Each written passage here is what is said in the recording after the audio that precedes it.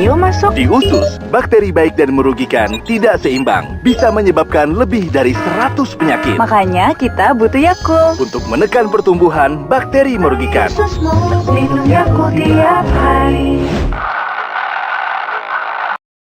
Pasti dari kalian sudah sering kan melihat iklan tersebut? Tapi pernah nggak sih kalian itu berpikir, kenapa harus minum Yakult? Dan kenapa sih Yakult itu sering disebut mengandung bakteri baik? Nah, sebelum itu, yuk kita kenalan sekilas mengenai produk Yakult ini.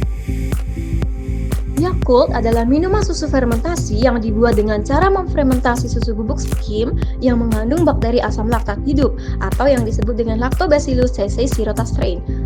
Di dalam setiap botol Yakult terdapat lebih dari 6,5 miliar bakteri LCC sirota strain yang mampu melewati asam lambung dan cairan empedu, sehingga dapat berperan secara maksimal di dalam usus.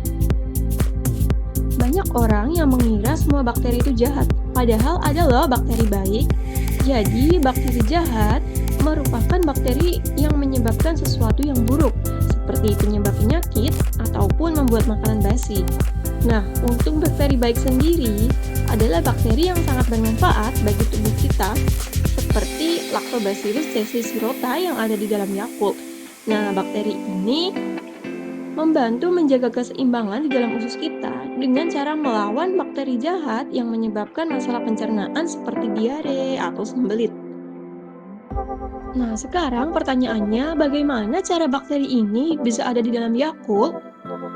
Nah, kalau penasaran, yuk kita lihat proses produksinya. Proses produksi Yakult dimulai dengan mencampurkan bahan-bahan utama seperti susu bubuk skim, gula, dan dextrosa dengan air steril untuk membuat larutan susu manis. Campuran ini menjadi makanan bagi bakteri selama fermentasi nantinya. Setelah itu, larutan susu manis dipanaskan dengan metode UHTST atau Ultra Heat Treatment Short Time, yaitu dipanaskan hingga suhu 135 derajat Celcius selama 1 hingga 2 detik saja. Proses ini membunuh semua bakteri yang tidak diinginkan sehingga hanya bakteri baik yang bisa berkembang nantinya. Setelah melewati metode UHTST, larutan kemudian didinginkan hingga suhu 37 derajat Celcius. Kemudian bakteri Lactobacillus cereus sirota ditambahkan ke dalam larutan. Nah, disinilah proses fermentasi terjadi.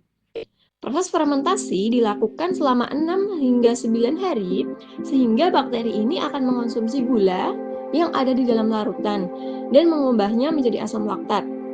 Nah, asam laktat ini yang membuat Yakult memiliki rasa asam khas dan membantu menjaga keseimbangan mikrobiota usus kita. Setelah proses fermentasi selesai, Yakult masih terlalu asam. Oleh karena itu, rasa jeruk dan sirup gula ditambahkan untuk menyeimbangkan rasanya. Larutan ini kemudian dipindahkan ke tangki penyimpanan 12.000 liter, di mana suhunya tetap dijaga hingga 2 derajat Celcius sebelum proses pembotolan dimulai. Nah, tahap terakhir adalah pengemasan.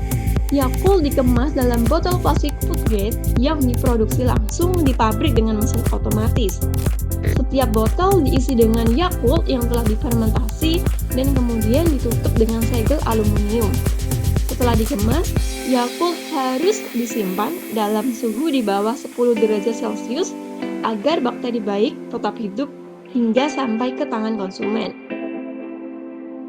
Nah, itulah semua proses pembuatan Yakult. Jadi sekarang kita tahu kan bahwa Yakult itu dibuat melalui proses utama, yaitu proses fermentasi susu dengan bantuan bakteri Lactobacillus cereus sirota.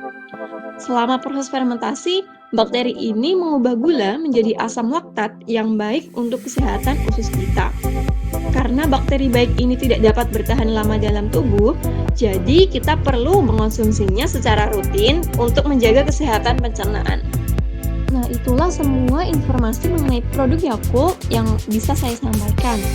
Apabila ada perkataan yang kurang berkenan, saya mohon maaf. Sampai jumpa di video selanjutnya. Bye-bye.